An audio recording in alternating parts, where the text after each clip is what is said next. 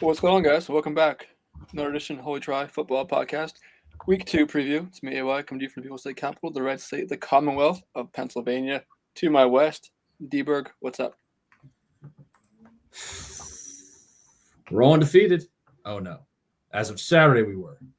We were. Little subtle shot. I mean, Notre Dame lost, but they didn't. One of those I've liked to throw out on occasion. It's a good game. I'm excited to dive into the deep dive, the breakdown of that one. We got beat. Pitt did not. Penn State did not. Yeah, we'll get into that. We'll get into the game you were at also, Dan. But Ken, what's up? Enjoying some last gasps of summer. I think we're getting up to 84 degrees here by the end of the week. Enjoying that little bit of nip in the air, though, as well. It's been gorgeous weather the last couple of weeks. Yeah, a little warmer this week, but mornings have been nice. Were you back in the 510 for watching that game, or were you in Camp Hill? I guess. I'm just happy you made it to the end with the day that you. I'm not sure where it was. Let me take a look at the area code I was in.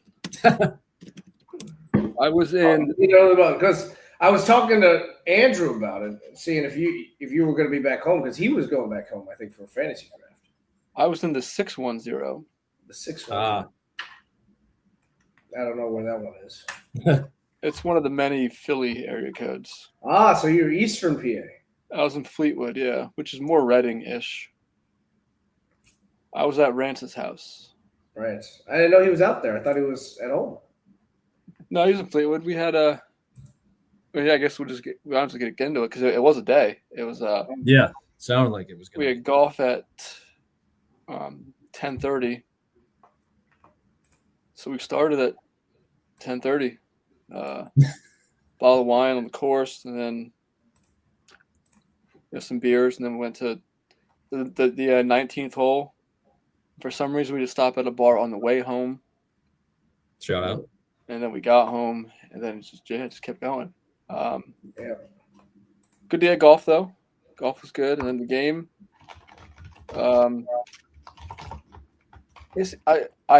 didn't rewatch it yet. I did some parts. I did record it because we were watching on the back porch, and there was like 12 people there. Like I sat in the back, just minding my own and everything. So it was kind of hard to hear at times, but yeah, obviously didn't go the way we wanted it to, but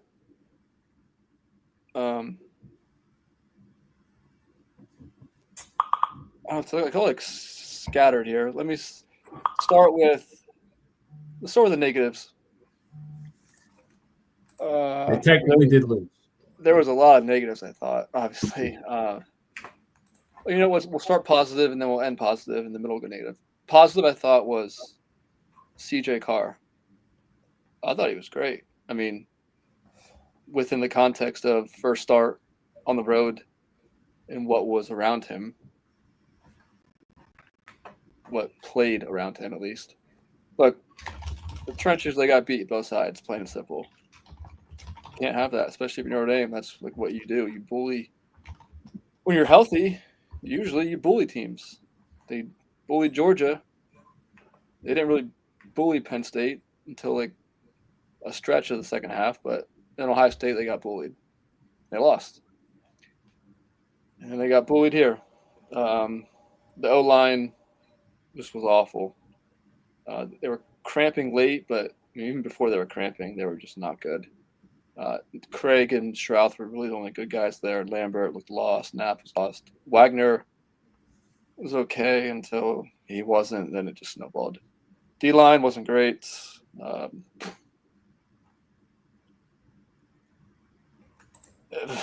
And then, like, the whole run game thing, I don't know what was going on there. That's my first question. Love, you got to give it action. I mean, I know the line wasn't really blocking well, but there was a point I saw he went like 95 minutes of real time in between carries. What are we doing here? It's similar to Gio Lopez and his however many real Similar, times to the last completion as well. similar. They are often discussed in the same breath too, which is why it applies here. I mean, coming out with those receiver screens, everything was just screen. I get it to start, but eventually you got to move away from that and find Love. I know the line wasn't blocking, but just give the ball to Love. Let him try to do something, and then Price had a good run. Then he fumbled the next play. Then he was benched the rest of the game. Neas Williams was obviously elbow still hurt. He played one snap. Anus. Eli Raritan, tight end, had a few drops, had a nice catch, but the backup tight end, Ty Washington, who's had a wrist injury, only played 2 snaps. Like some of these personnel, you're down you're second and goal, and you're in 14 personnel. No, I'm sorry, 10 personnel, 4 receivers, which is fine. Spread it out, but they don't spread it out. You put Pauling and Fields at the end of the line of scrimmage and have them block like they're tight ends. And that got blown up when Love got carried down there. Just a lot of weird things that were going on. Just guys didn't play well, and on top of that, just very questionable, I don't want to say personnel decisions, because there was a lot of subbing, especially like Styles Prescott was in a tackle at the end of the game. Tate Johnson was at safety in the final drive. Devontae Smith hardly played. That was just really weird. And the D line, the whole 4, they were trying to get pressure with 4 guys because I think all camp they dominated the O line with 4 guys, and they got 1 pressure on him. Traore was awesome, but it was his first game back since Perduki. He was on a snap count. It just a lot of guys just didn't play well. And I thought Carr played pretty well. And like for all these things, It's an encouraging start. Definitely an encouraging start. All these non-pressures, all these blown blocks, all these, I mean, miscommunication on the back end. That's touchdown before the half. More thought Schuler had, was pushed up more, and they made that one-handed catch. Yeah. Like just finding those seams. Great throw by Beck, obviously. The first touchdown, was it a great throw by Beck? I was joking when I said that. It was a terrible throw. I don't know. I mean, it worked. I mean, it worked because the guy made a 1 in 100 catch. Exactly. Yeah. Otherwise, it would have been intercepted. He put it in the only spot. Coverage lollipop. I mean, he beat Moore on that, but then again, like Moore and Schuler was just kind of off all game with Stroman. I thought Stroman played well. Hobbs got beat, but again, Schuler didn't have the backside there on the first touchdown. Just a lot of just sloppy things. Again, the pass rush, the linebackers. I mean, KVA needs to play more. Bowen missed some tackles. Osbury was awesome. The linebacking core is great, but I mean, yeah, Love got like 6 carries barely, and then I think he had 10. Price got 6 total. It's a lot of negative here, but then you go and look, and it's like you lost by 3 on the road, like to a top 10 team. Like, I don't know. I'll just come with sour grapes, but I still don't think Miami's great. But I mean, give them credit. Like they won the game. I mean, that defense seems to be. They gave up that the long play at the end to on that flag route, but that was the only buster. They had probably like 4 or 5 of those a game last year. That was the only one they had last year. So yeah, definitely looked better on defense. Bain was awesome. Of course, he was helped with the self handcuffing and not feeding Jeremiah. But yeah, just a lot of, and what even made that more confusing? Has he come out and said why or answered why? Post game, they asked him like, "Hey, yeah, why was Jeremiah Love a decoy for most of that game?" And they said they kind of first half they had a game plan, and I guess some of the play calls were audibled out of a Love call. Okay, fine, you're a little light in the first half, but at halftime supposedly they made a talk, an effort. Hey, we're getting Love the ball this half. And it came out the first drive, he didn't get 1 touch. And then the second drive, when Carr threw that wide receiver screen pick, it it was a run pass option where going back to the all 22, if he hands it off to Love there, Love is like 8 yards to make one guy miss, and then it's 70-yard touchdown. Carr threw it out wide. Raritan got bumped. The blocking failed and got tipped up and picked. So that could have been on Carr maybe. But like, why are you putting Carr in that situation to just tell him, hey, I know this is what we're calling here, but just hand it off here. We've already done this play 6 times. Then when you're down 14, it's kind of hard to stick to the run with 20 minutes to go, but I think this is way too long. That was the weirdest thing for me post game was when they asked Freeman about that. He said they had a talk to make an effort to get Love the ball, and it still never happened. That's still Miami took him away. Miami triple team took him away. He was going back through some of the, again, I didn't watch the whole game, but just going back through some of the clippings of all 22 and stuff. His decoyness was great. They would send him out on just like a running back out or something, and he was attracting a lot of attention, which freed up other stuff, which is nice. But just give him the ball. So, yeah, frustrating. I mean, glass half full. Obviously, again, you lose by 3 on the road and Carr's first start, but just wasn't pretty, wasn't good. But I think the elusive week 2 bye is good here. Sure, you want to get that taste out of your mouth, but I think they have a lot to work on. Sure, but encouraging signs from Carr, and in his first start on the road, hostile environment. Yeah, I was did himself decently, especially with that gutsy drive at the end. That was nice. I was very impressed by Carr. And it wasn't. I mean, obviously, it wasn't perfect, but yeah, I think we're grading all over the curve here. This is your first start there. Do you think, like, Carr was named the starter? You don't think there's any, like, Minchie working him in the next couple games, do you? Or they're just ready to ride him? I think they just ride him. Yeah. I don't see why he wouldn't. I mean, I didn't know he had the the little bit of the Lenhard play calling and the skill set. He did look just like him at times. He was wearing the number. Yeah, I liked what I saw of him. I think we'll get to this next week, but just what number was he before? Last year he was, I think, 12. So he moved it one number. He bumped up one, yeah. I know we'll get to this next week, but if Pat Brady's listening, I still feel good. I think in the next game against A&M, I know we'll get to this, but just a closing thought here. I think things will go back towards the mean.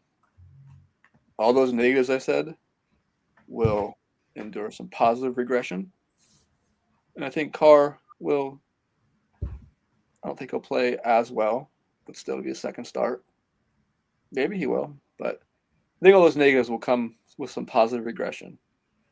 And I think we at least owe that positive outlook to Freeman and the staff for the, I guess, positive equity they've instilled over the past 12 months since NIU. I know they've had some bumps, but they just got beat.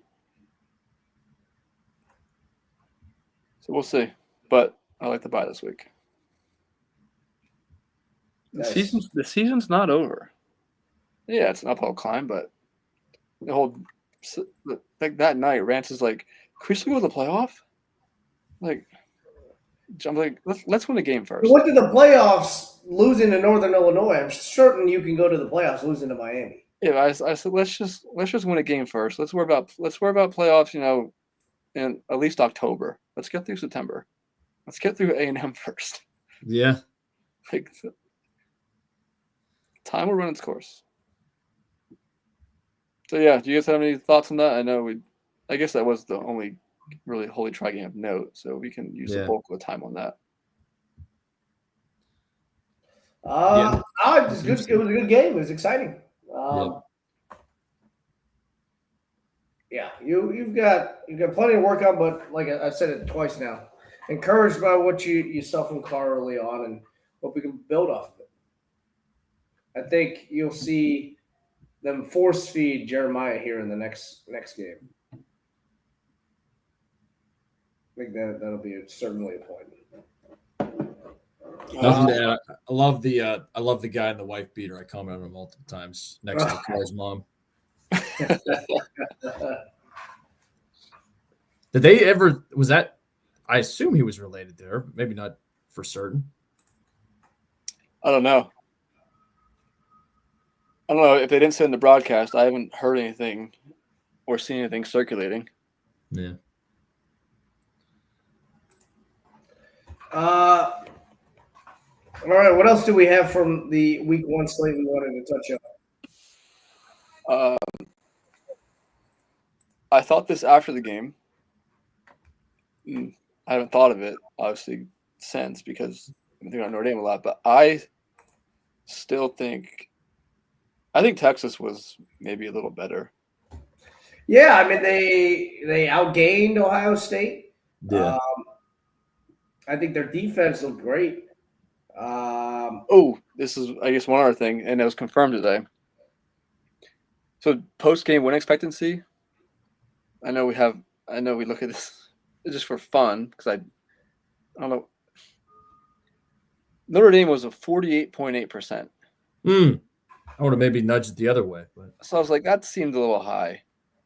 But then I felt good. I was like, you know what? Okay. Like I felt fine, and now I feel still feel good. Whoa. Then I saw Texas's post-game win expectancy. what was that?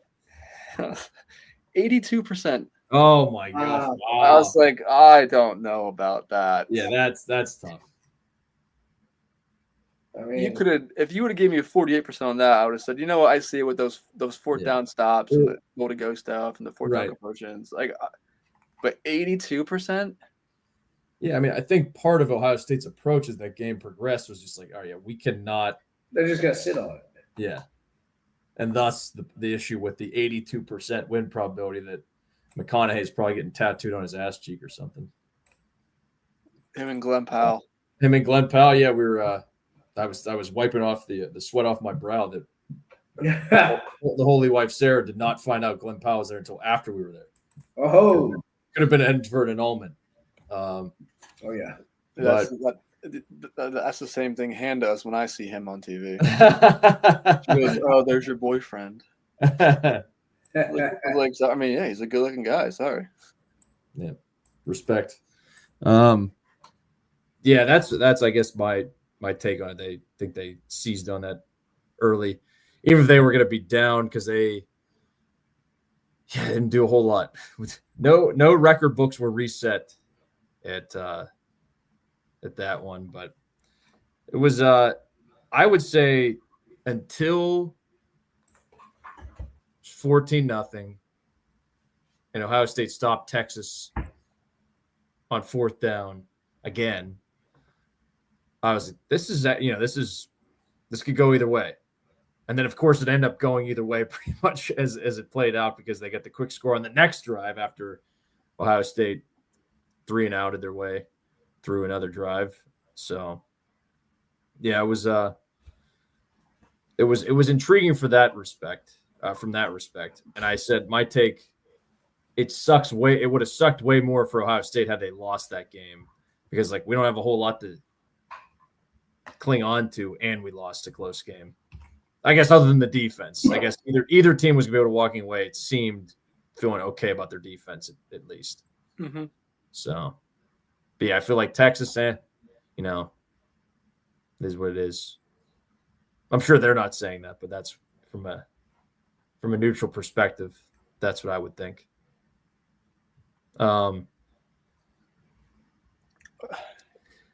I mean, it's really weird too. I'll add about my personal experience of this game.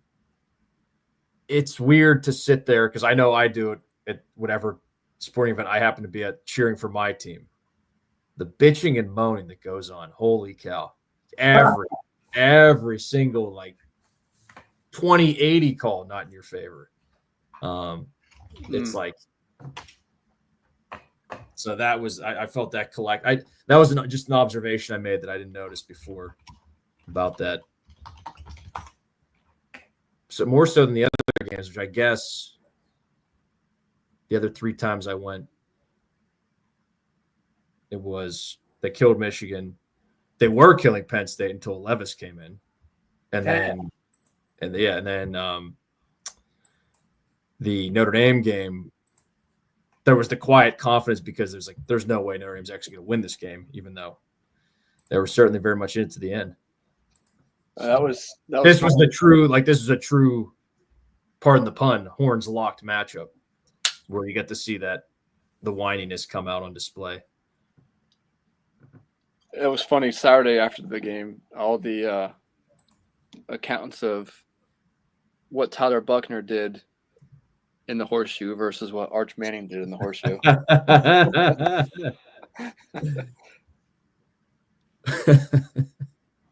Arch just didn't look comfortable. No, even the first throw, there was like, he had a guy, I would say medium depth route. He was open. I can't remember if it was a tight end or receiver. He just put in the dirt. That's how you dirt a ball. I was off and running from there. There's nothing to say. He did what Day wanted him to do. I feel like if Day put more on his plate, he could have mostly done it. And he did say as much. He did? Yeah. Basically, like, I thought he could have handled more because it was very clear. And I was even Googling, I think in the third quarter, I wasn't certain who was going to be calling the plays for them, but it was Hartline. So I was making sure. And then Day playing the ever so subtle political game. Like, I thought he could handle more. I do too. I think. But yeah, he's probably right in the end. I think he'll be fine. Yeah. Repeat champion, fine or good, I guess you would have to be. Not so sure about that, but who knows? Patricia. Oh, I got to eat some crow on Patricia, I guess. He was pretty good. Pretty good. Can sniff that one out. I wasn't sold on it either, but I take a little bit off my pluck a few feathers off that crow because we all saw, and I'm sure we will get into. Maybe it's an artful segue. I don't know. Bill Belichick and co. Monday night. So maybe it's just more they're that good, those players that Ohio State has, than Patricia. But he wasn't an issue, that's for sure. He's not an issue. A lot of that talent on the Ohio State defense, cream rose to the top there, I think. And they did it without Jeremiah Smith doing very much.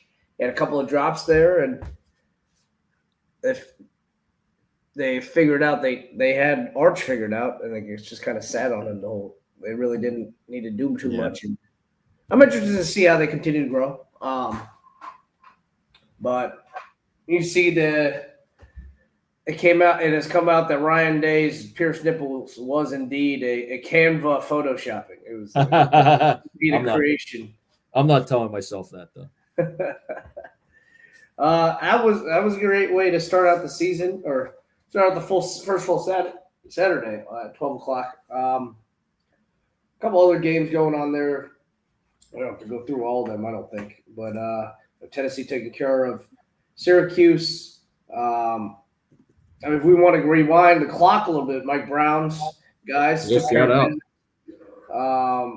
Yeah, good for USF. Yeah, impressive.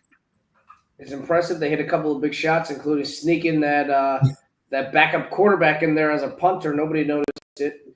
Mike Brown didn't notice. He thought he was like, they gave him a touchdown to the punter. I was like, you realize it wasn't even the punter. He was like, oh, boots on the ground. But Kelly was wise to it back in 2018. That's they snuck Jeff George Jr. out there I think they changed his uniform number. USF wasn't even that subtle. They just put him out there, I think. Yeah. Boise was he was a freshman. It looked scrawny as hell. He looked like a punter. Yeah. It was nice last year when Tyler Buckner wore 26 and they would sneak him out there on the punt team. Yeah. But now he switched numbers now, so he's not as elusive.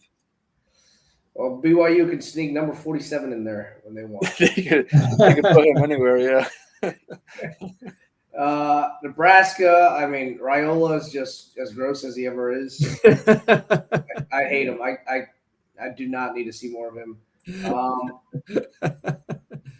Auburn behind 300 yards, 160 from Arnold. I mean, I don't think this is sustainable. You can't run them that much the whole season, especially in the SEC. But they found what they needed to do to get a win comfortably on the road, though. I mean, it's comfortable and not so comfortable. Every time they pull away by 2 touchdowns, Baylor will come back, right? So decent enough fight from Baylor. I was hoping I was obviously rooting for Baylor, but Yeah. I just knew. Yeah. I mean, we said it, Randy. You had 9 months to figure this out, and I don't think anybody expected them to run that guy. How many times did he run the ball? Like 20? Double digits for sure. Yeah. Yeah. they go 130 yards with that. 160, I think he had. 160. And then both the backs had like 80, I think. So they rolled up 300 on him. The receivers, the highly ballyhoo transfer along with Coleman, had like a catch each, like 20-something yards each. So interested to see what will happen and if this is sustainable or if Arnold and his passing game can actually get clicking, because they kind of just spammed a play that works. And nothing wrong with that, but I don't think you could do that for 12 games, right? And No. to have I don't think at the end of it. Lenhard couldn't do it for 2 drives. So. yeah. You Yeah. can do it like 6 times a game. Every 3rd and 1 you can do it, but And speaking of quarterbacks that couldn't take any more of a pounding, Haynes King, he was. I mean, if you want to see what Jackson Arnold will look like at the end of 12 games, that's what it looked like. Haynes King's been doing this for 4 years now, Yeah. and his final touchdown run, he couldn't even get back to the sideline. He was just walking to the sideline. I was cracking up. But you guys catch the end of that game with Dion and his clock management? It was so bad. I missed that. I saw that obviously Georgia Tech won. 52 seconds left, mhm. 2 timeouts, and he gets off 2 plays. And he goes to the end of the game with both timeouts. So I Amazing. won. What else? So we're into Saturday now. The biggest headline, is this the biggest headliner? The Florida State win No, over absolutely. Alabama? Absolutely. The thing is the second biggest. The biggest is my championship game. Both teams lost. I'm not sure what I'm doing here. Yes, that was. I mean, yeah, that was the biggest shocker of the day. Do you think something's rotten at the core there with Bama? Because everybody's talking about Bama here, and I think we can start there. But Should we roll the Whitlock clip? we can roll it all 8 minutes of it. I can't believe Maybe next time. I can't believe you didn't send that over. I saw that. I immediately thought of you. Oh, I didn't send it? Oh.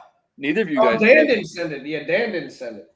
I saw it and I was like, how did this not get sent? That's how I knew he was so busy yesterday. That's how I knew he was busy. He didn't send it over. I made time for it, though. He, once again, just that wasn't the hanging curve right down the middle, but that was like a nice change up belt high.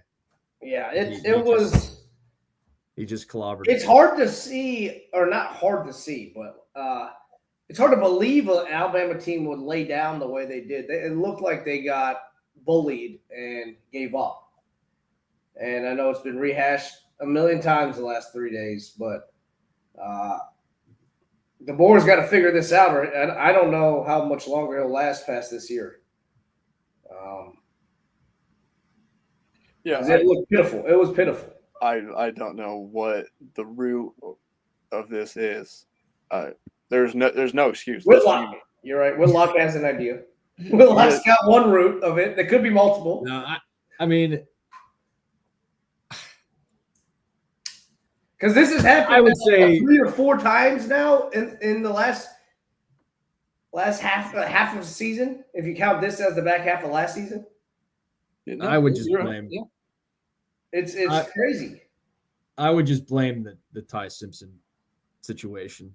Like, just maybe they still shouldn't have lost that game, but that's the But is it Ty Simpson or is it? It's everybody's getting whooped.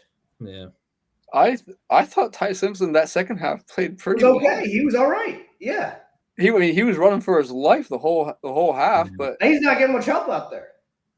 yeah, Ryan Williams was dropping passes. Bernard dropped one in the second half. He had a good game before that, but I You thought gotta that, give credit where credit's due. Norvell came in, got his team's head screwed on straight. Castellanos, I made fun of him so much, Yeah, and he shoved it up my keister. yep. That's everybody, I think, though, not just Can. he's still he had He still, he he had a backed few it up though. he had a few big plays. Yeah, And he didn't need to, do everything. You know what he said? The first time he took that jab at Alabama, he said he was just trying to get his guys riled up. He was just trying to get his team to believe. That's what I mean on the Simpson front. More Yeah. of that type of stuff. Now, should you go as far as Castellanos? Probably not. But that was incredible. I couldn't believe it. Could not believe it. There was, and then we got into the nightcap there. LSU Cleb. After that game, I just put my hands up. I just don't know. LSU, I mean, they certainly didn't look explosive or amazing for a lot of that game, but They didn't, but they were the better team. they were the better team. Dabo was right. 68 versus 55, something like that. Maybe on the scorecard, they were the better team. I don't know what to believe there as far as their defense, because at least off this one game sample size, they look pretty dang good. Clemson was down their number one receiver, but is it just Klubnik can't rise to the occasion against like talented teams? Maybe it was certainly highbrow version of Texas Ohio State. Yeah. I don't know, because we saw. So maybe club last year versus Texas was a one-off. An aberration, because he's done this against multiple SEC teams now. This looked more often. similar to the Louisville game last year, where they just couldn't do a freaking thing. I don't know. Yeah, the defense for their part, I think their defense played decently well. But again, it could have been even uglier. That LSU had a touchdown taken off the board basically with that overturn that I don't know if they should have. Yeah, but when that happened, and Kirk and Fowler didn't even talk about that, like, to begin with. And earlier in the game, when they asked the rules official what he would do, what he thought, and he didn't want to answer it, and then he did, and he was wrong. Like, I never know what the result of the with a play like that, I think they should have just kept it if they had called that on the field. Like, he caught the ball like the 3, took 2 steps, crossed the pylon, and then flew out of bounds and dropped it as he was going out of bounds. Like, how long do we need to complete the catch here for? You crossed the plane. Well, Dez still doesn't understand it either. It's clear that Fowler and Herbstreit don't. Well, they definitely don't, but that's not there. They And have a ref on there that doesn't either. to go a step further, the rules official doesn't either, because he disagreed twice with the official in the game. Like, what are we doing? So now we're just playing roulette with these. Yep. It's hard. That was I honestly. So who would you have put Ohio State number 1 or LSU number 1 after this week? Ohio State. Yeah. They'd be 1-2 for me. Yeah, I agree. I mean, not that it's week 2, not that it matters, but I guess matters. Yeah, I think to an extent, I think this early on, I think you kind of they kind of earned it. Yeah. For what it's worth in week 2, I think they earned it. Yeah. Do I think LSU's the second best team? No, but hell, they just went number 4 and beat them. So, sure, give them number 2 for now. I agree. We all had Tar, and that they made it look easy. That was like the only thing in the offseason I got right. Tar. They were. I said what 2 straight pods. They're going to go into UCLA and stomp the Bruins. Yeah. It's like the only thing week 1 that I felt good that I was sure about that actually came true. It's true. I'm excited to see how Dampier does. I think they're the prohibitive favorite now, as much as you can be a favorite in the Big 12. And we'll see how that continues to shake out. Tech against Scar. I mean, Pride was right there. What was it, 10-8 before they gave up that punt return? Mhm. Punt return, the long catch to the tight end, right? Yeah. I feel a little Nick greasy, Harbor, right? Not the tight end. Oh, yeah, Harbor, yeah. He was listed a tight end on Fantrax Fantasy Football, but That is hilarious. There you go. they took away his eligibility before the game, so I just swapped him out at tight end. I just dropped Yeah. him. Because he's a big ass receiver that Yeah. runs faster than any receiver. It's crazy. But he's the size of a tight end. I don't know what to make of Pry. It's obviously I don't have any explosivity. I don't know. I mean, I thought he did what they could have done. I guess it's his fault that they don't have that explosivity or playmaker, but like they were right there with South Carolina. South Carolina just made a couple of big plays, right? It's tough to see. I don't know what you should think as a Virginia Tech fan because I don't know how much better you can get necessarily. Obviously, we could see how this continues to play out, but I think that's a bad showing for Pry. You got to go all in this weekend. Yes. I'm excited for that game. Back against the wall, Pry. Got to come out with a dub. Must win for him. I mean, do we want to spend time on Belly Bowl? Not much time to be spent other than the classic hope could not be higher and could not have been ripped away. I mean, they even came out with the touchdown drive and the 3-and-out to start it out, and you had Reese saying you couldn't have scripted a better opening for the Bill Belichick era, and from that moment on, just straight down. The second Reese said that, it was over. It was funny to see unfold. I'm excited to continue watching this. And Dykes was smug as hell the whole way, and their media team was smug. It was great. It was good stuff. I don't need to really dive too much into Penn State, Nevada. I don't think it was largely an open practice. I think Nevada really took away any of the explosives, and I don't know. I guess you went in there thinking you hope Penn State doesn't just out-athlete them and just throw bombs all day, and they actually work on their offense and work on things, right? You're working against live opponents here. And now you come out of it thinking, I wish Penn State would have had more bombs. that would have been good to see, right? But, yeah, they kind of took what Nevada was giving them, and they force-fed a lot of those receivers, I think. There was an emphasis. And, yeah, we'll see what happens here as we continue through this preseason. I don't think things will really change too much the next couple of weeks with these practice type of sessions, and they'll work on things, they'll work different lines in there. There's a lot that can be improved, though. I think there were a lot of mistakes on the offensive line's part. There was pressures that they gave up on Drew, which you don't love to see. So it's certainly stuff to solidify and to work on, which is what you I guess have these games for, right? Must be nice. Must be nice. I certainly enjoy them. We'll continue through here with them. Anything you want to say about the Dukes? The battle for Pittsburgh, Dan? No, yeah, we won. You did it and covered. It covered, yeah. That's it. Chuba Purdy did pretty good. That's it. That's it. That's all you had? All right. That's it.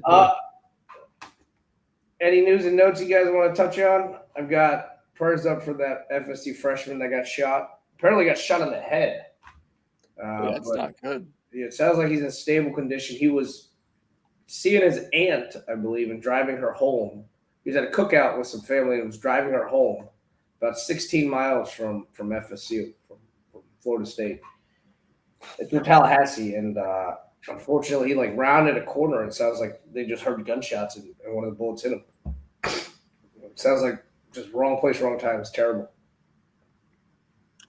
I know you have a note here. I guess we'll end on yours. I just have two quick notes. One, we saw Gundage with his shirt up. Yep. Make a reference to A Christmas Story. That was good. I guess two things with Gundy, and then he's in a little spat match with Lanning. I like that.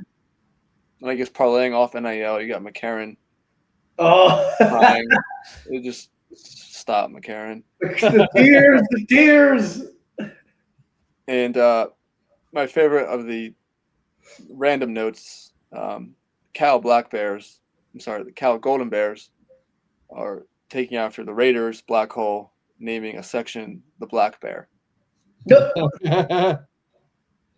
After their hope is high out there after that nice win in Corvallis. Hey, that quarterback, I don't even want to try to say his name, but I don't have it in front of me. I'll have it next. We'll get them on the slate one of these times. So we can talk about him. But yeah, that was. We need the algorithm in here. Very impressive. You look good. It's an Oregon guy they couldn't keep. And that's big for Wilcox because he's up against it. He needs a good year. Dan, you're going out there this year, right? No, just Stanford, I think. Oh, okay. Well. All right. Well, the big news coming yesterday evening, Penn State looking like they're on the doorstep of a deal with Adidas, leaving longtime partner Nike, it seems. Penn State, one of the original Nike teams going back 30 plus 40 years almost now with them. It's certainly sad to see if you're an athletics aesthetics enthusiast such as myself. Uniformity. I guess luckily, as far as Penn State's uniforms themselves, you can't really. I don't think they'll really allow them to alter them. Hopefully they won't, but I heard they're going to. You see some of the gross shit they've done for Nebraska and Michigan and some of the other functional uniforms.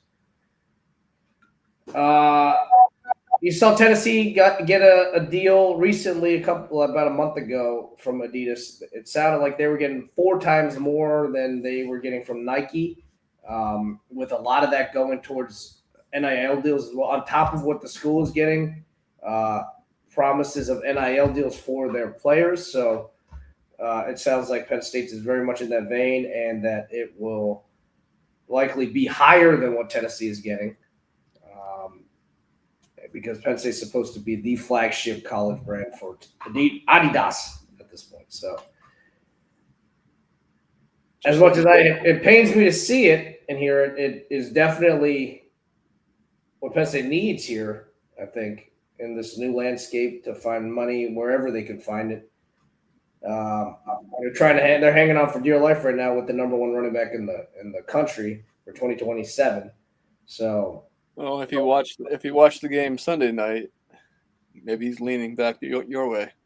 Yeah, maybe he's supposed to be back this weekend before he comes back again in a couple weeks, but.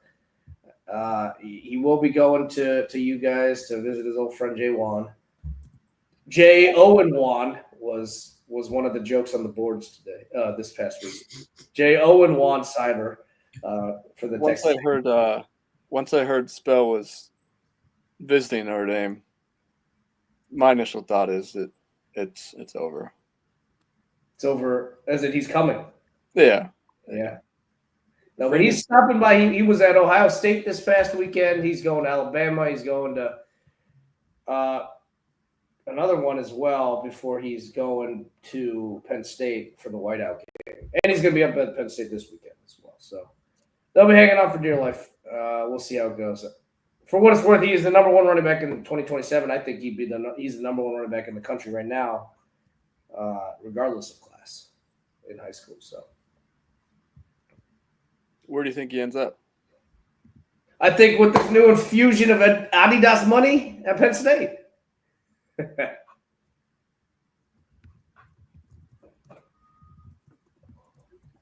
That's all I have news and notes wise. Okay. Well, we got a kind of a sad week 2 slate, so we can fly through this. Yeah. But these are the best weekends. When it looks sad, this is when the craziest shit happens. I think so. We always say that, and I feel like if we go back and fact check it, could be true. Could be good. We'll see. All right, we got looks like 10, 11, 12 here. But you guys, Pitts plays a MAC team. We'll see. All right, I'm very excited for this first game, so let's get into it. Illinois, Duke. Duke catching 2.5 at home.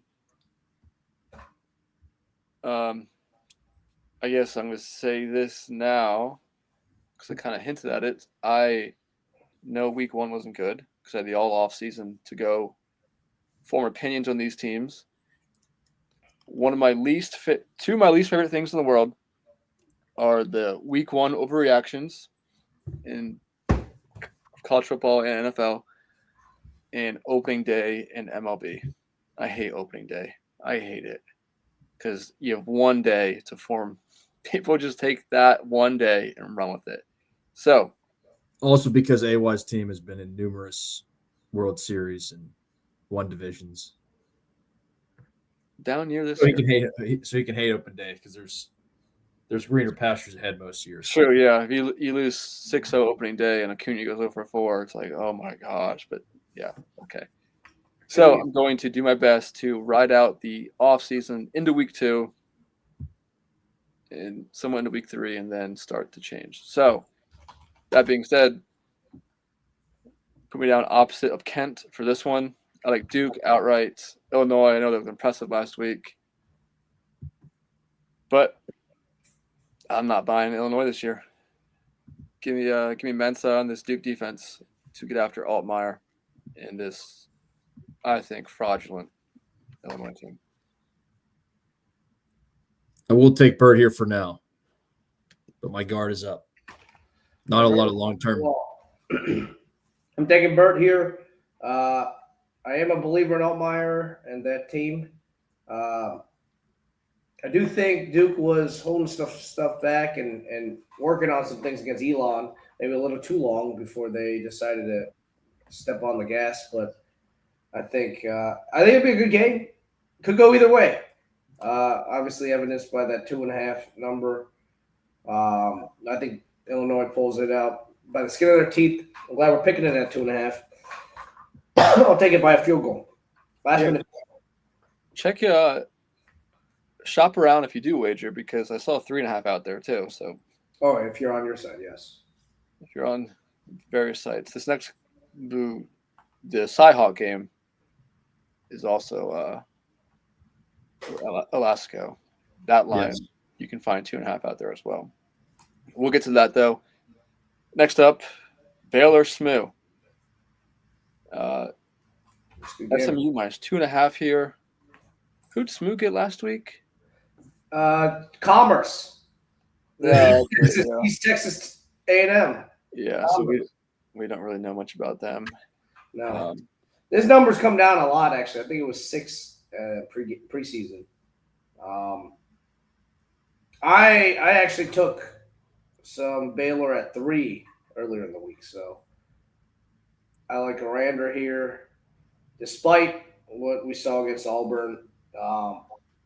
Back against the wall, Arander. I'll take a little bit of the points there, and it should be high flying, and so I'll take maybe a 2-point conversion that Arander tries to convert here to tie the game and send it overtime. He does not get it, but we still have that HP. Yeah, I got Baylor getting off the mat as well. Yeah, the old NFL saying is 2.5. Take the dog. 3.5, take the favorite. I don't think it applies as much to college. What we saw last week in college, 2.5 was Notre Dame, Miami, and NFL logic says take the dog, and that worked. So I'm going to contradict that. I'm going to follow that and contradict my preseason thoughts. I'm already flip-flopping. I thought SMU would beat Baylor here, but you guys are on Baylor. You guys are hot, so I'm going to join you. Whoa, that's not how you're going to make up any ground. Got to pick my spots. I mean, I got Baylor in the playoffs, so let's ride. Let's go, Bears. Here we go. One of Cam's favorites. El Clasico. Elastico, Iowa State. Clones laying 3.5 here.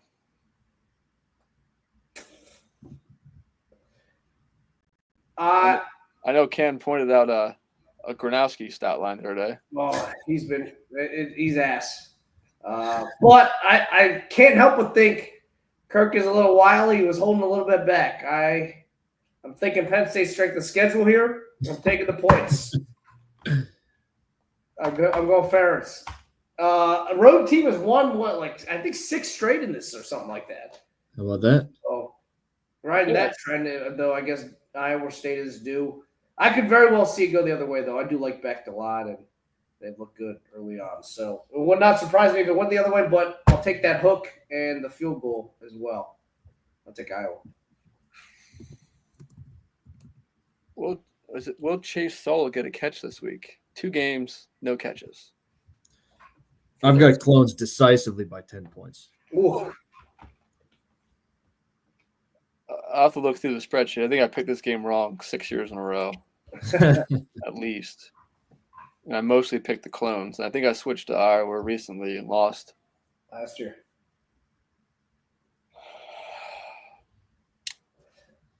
I think I heard some stat line about if Iowa has lost this game, it hasn't been by more than a field goal since 2005. I'm riding with Gronowski. Right. All right. Which is incredible to think about. Every time Iowa's lost this game, It is. That's been 20 years. It's been by 3 or less points. Ole Miss traveling to Stoops in Kentucky, laying 10.5. Will they get revenge from last year? Yeah. Lane Absolutely. will run it up here. Lane will run it up his ass. Yeah, we're all in line here. Bury him. Lock it up. Oh, somebody can lock it up. Not me, but Somebody could. Border War, first time in years. yes. We have some 2010 or something like that. 2011. How electric was Pribula against Central Arkansas? He's looking good. He is. I'm riding it. I think they won by a touchdown here. 7 points. Mizzou, Pribula, Ahmad Hardy. Yeah. I think he's getting slept on. I think they're getting slept on a little bit, but I'll go HP here. I do like a little bit of Jalen Daniels and rivalry game. I'll take those points. Absolutely. I think Rock Chalk wins by field goal. Probably smart. Drinkwitz will be rotating quarterbacks every snap by the time it's over. Drinkwitz. He doesn't have another quarterback anymore. He's out. The other quarterback got hurt. Yeah, he literally came in, got hurt, and that's how Bo won the job. He still might put him out there. I don't know. And now that I think about this now, Mizzou gets 6 of 8 at home to start the year, and one of them is Bammer. So that Bama schedule looks pretty bad, actually. So if they can win this one, I think they could be 5-0 with Bammer coming in. If Mizzou can get this Bama one, could be 0-5 coming in though. Could they? I mean, they could be. Yes, they could be 0-5 coming in. They would have a new coach at that point. There's a less than 0% chance they could be 0-5 coming in. That is for sure. All right, we were on the fence of these next two, so we just put them both in. Why choose? Credit to Mike Brown and his South Florida Bulls for the big win last week over Boise State. Now you get a date and 17.5 points in the swamp. I I think there's some, I don't want to call them preseason jitters, but Florida was not very sharp last week against my LIU Sharks. And I think they'll rectify it this week, especially with the showing that the Bulls had, especially if they got their attention. I like Lagway to come out, be sharp, look to put it on him, and put little brother South Florida back into place. I like him by 21. I'm thinking backdoor for Mike Brown gets him there 31-17. I like what you're saying, Ken. A little different approach for me, Dan. I think it's more of a stiff arm. This is USF's. I don't want to say it's the Super Bowl because they still get Miami too, but they carry this game a lot more than Florida does. Florida's got a long road to hoe after this. I think South Florida just hangs around kind of unthreateningly, non-threateningly, and slimmest of covers. Give me the Bulls to cover, but the win is never in doubt for Florida. All right. Oh, back against the wall, must win. Back against the wall, revenge spot for Pry. Pavia and Vanderbilt coming in. Vatek laying 1.5. I think Pry gets it done. I think so too. It was gross last week. They hung around. Maybe they just find a little something this week. I'm with you there. Diego tries to do a little too much, gets a little too fancy. I think Pry might get a defensive touchdown. Maybe a beamer play, a blocked field goal. They're not getting the explosivity. Yeah. They're not getting the explosivity out of their offense, so they're going to need to find it somewhere else. That's why I'm taking Vandy. It's tough. It's a short week. It's a short week. Yeah, I wouldn't say there's a ton of a letdown because they were in it with Scar, but yeah, I just didn't like what I saw in general. And like Pavia, so there you have it. That works. Sparky in Arizona State, traveling down south to Klanga, Stark Vegas. Mississippi State getting 6.5 at home. I'd have loved to have that hook and 7 points there, but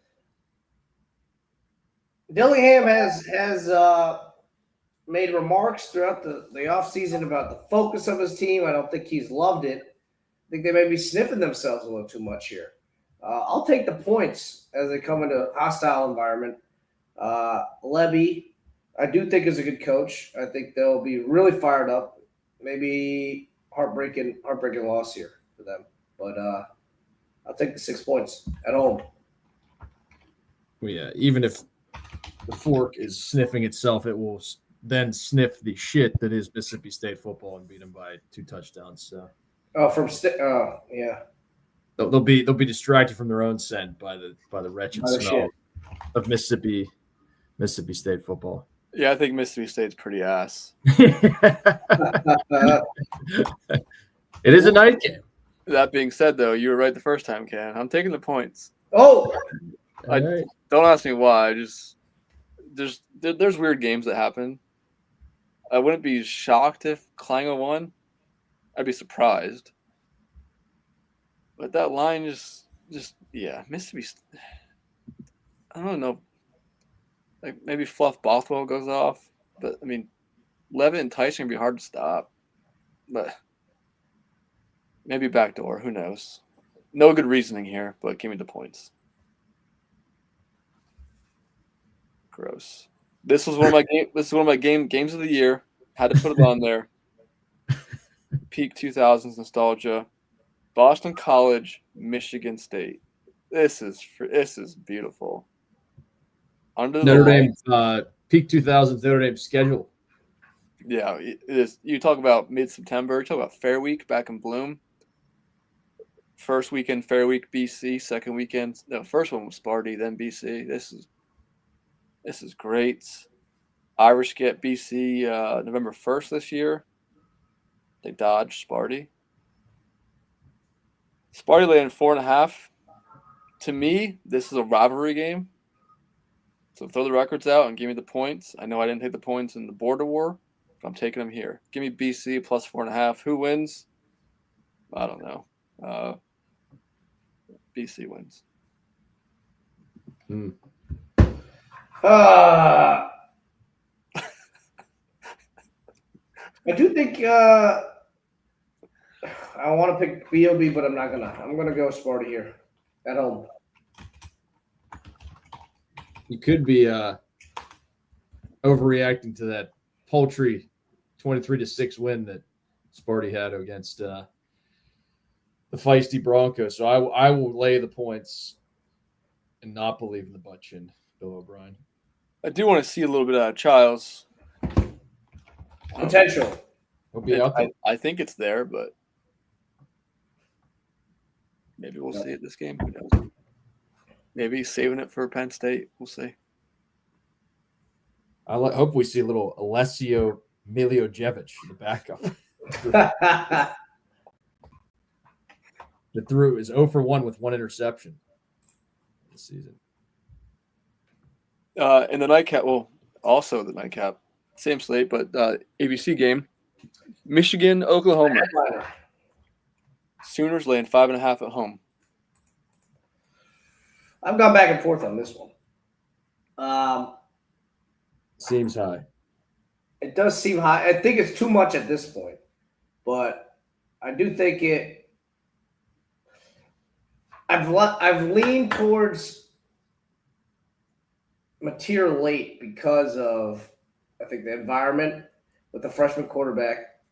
I think they're missing their best player now. His targeting got upheld for the first half, and I think Venables is he's had a really good defense last couple of years.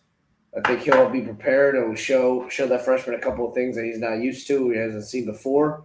And I like Oklahoma to make a couple more plays, enough for like a 7-point win here. I'll go like a 30-23 win. Pretty good game, I think, here. I think you'll see Mateer uncork a couple.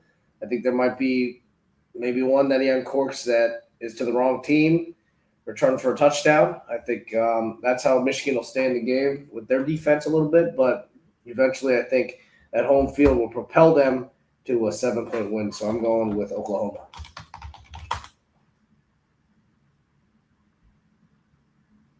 I'm just taking Oklahoma. I know I picked Michigan to be in the playoff, but I'm just taking Oklahoma because this line seems too high. No other way. I don't know why this isn't a 3 or 4 point spread. Other than the feistiness from the Lobos for about 4 minutes on Saturday night. Maybe people were taking that. Maybe they were reading into it.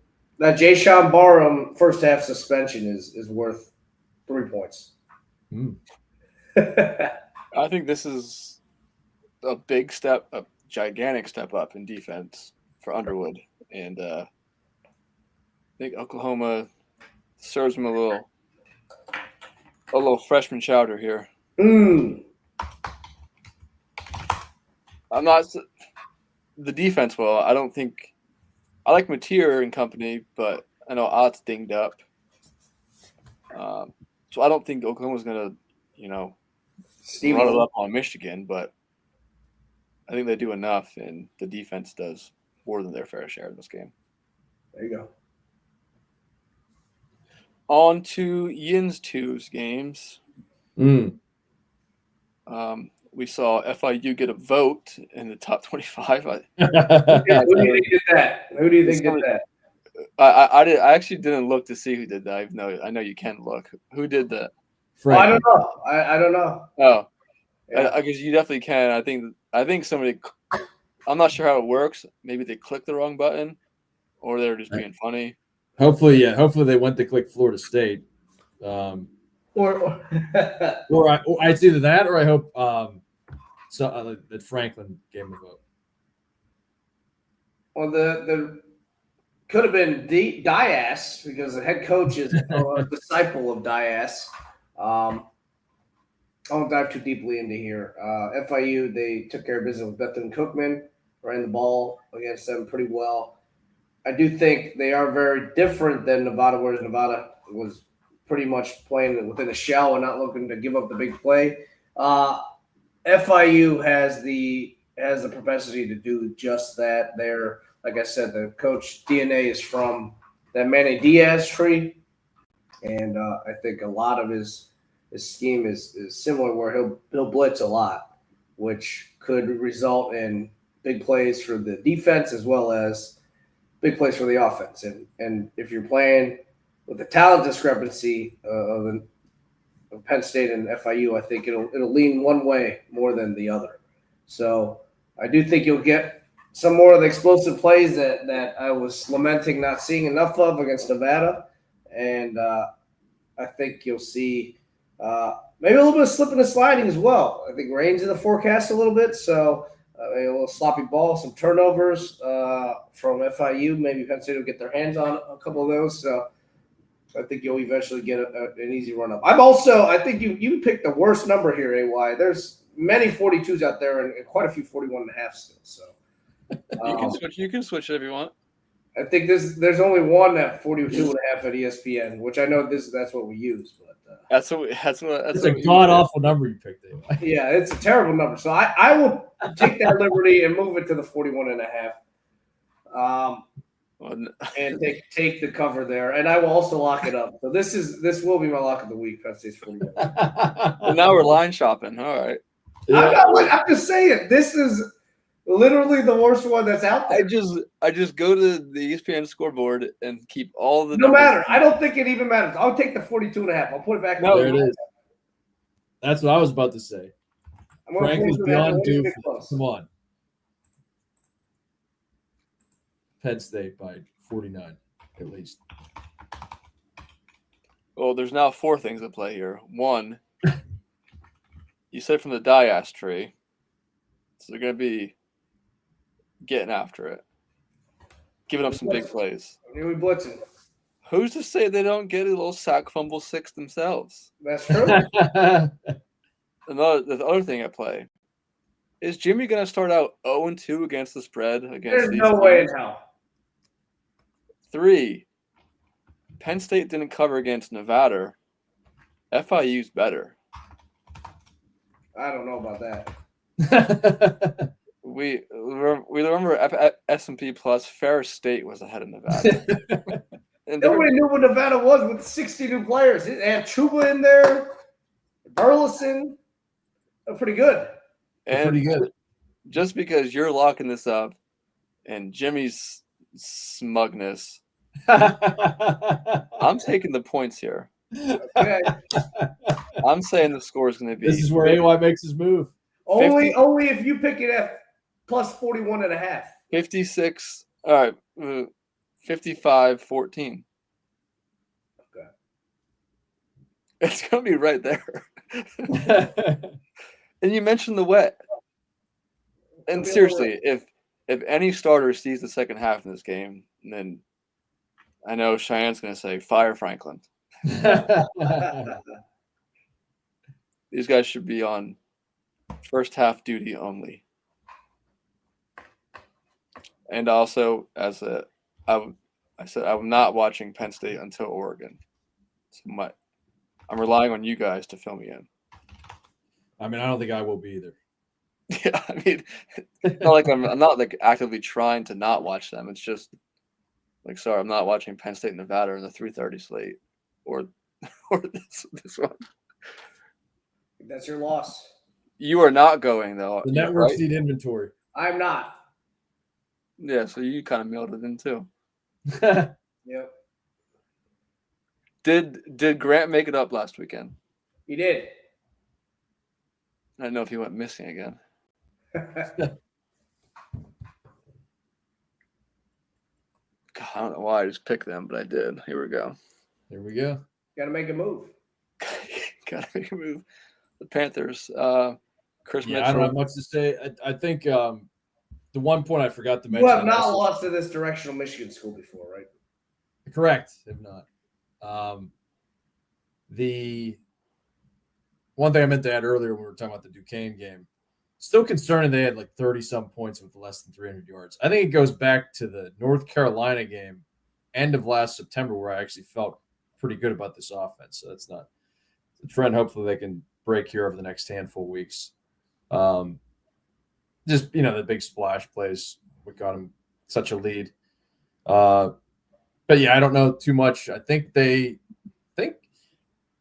if memory serves, the Chips staved off San Jose State. Yeah, on the road, big win. They did. So they're And coming in Jose hot. State turning around and having Arch now in Texas as well. That's right. So should be a stiff test as they get ready for West Virginia next week. I will say Pitt wins 34-17.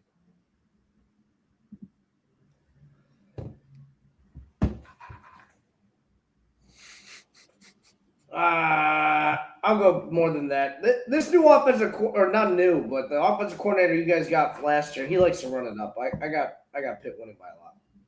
Again. True. But the last time we ran it up on a team was with the defense. Syracuse.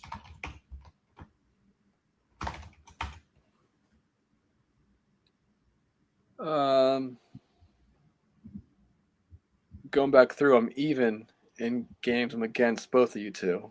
Mm. Who do I want to make up ground more on? Yeah, give me the Chips, because I saw someone preseason had San Jose State as their G5 representative. Wow. So the Chips can go out there and beat them. They can cover this game. Week 1 spoiler. And backyard brawl on deck. So yeah, Pitt by 17, 20. We'll say 20. 40-20. Okay.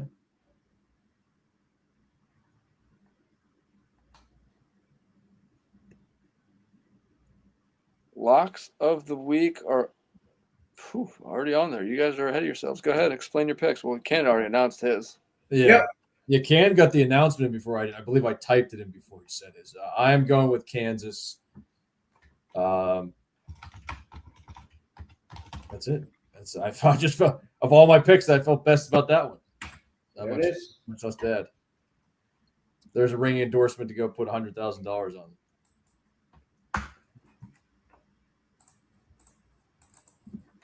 Yeah, I like that of the few rivalry games we have this week. That's one of the bigger spreads. I'm going to ESPN to get my line, so we're all on the same line here.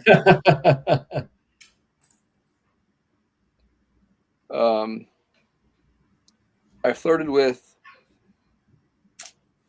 Oklahoma, but I'm going with a quarterback I like to keep a game not close, but I'm going Utah State. Mm. They are traveling to College Station to take on A&M. They're catching 31.5. I like Bryson Barnes. A&M, 12:45 kick, so 11:45 local. If you're them, like, just get in and get out with next week on deck. I know it was 21-17 early third last week against UTSA. I'm not saying A&M stinks by any means, but I think they have priorities elsewhere. So I'll take 31.5. A team that's rested, so they want their own bye week as well. Yeah. A&M gets out to a big lead and just squats it. All right. What's that? What's the number? 31.5. All right.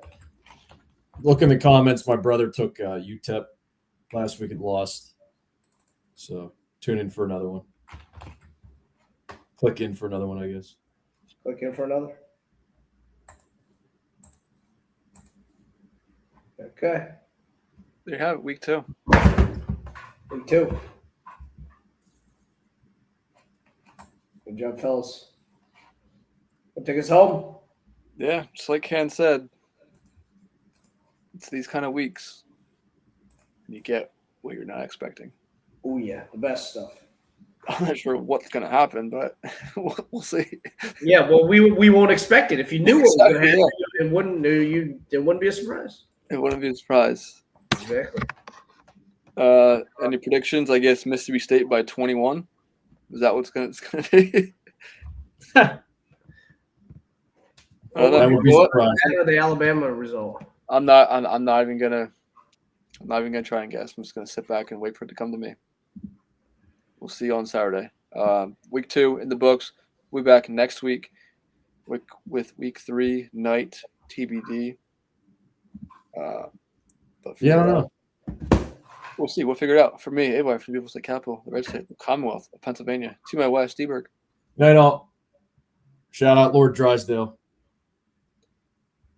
Yes, Sinners up 3-0. And for Can, to my east.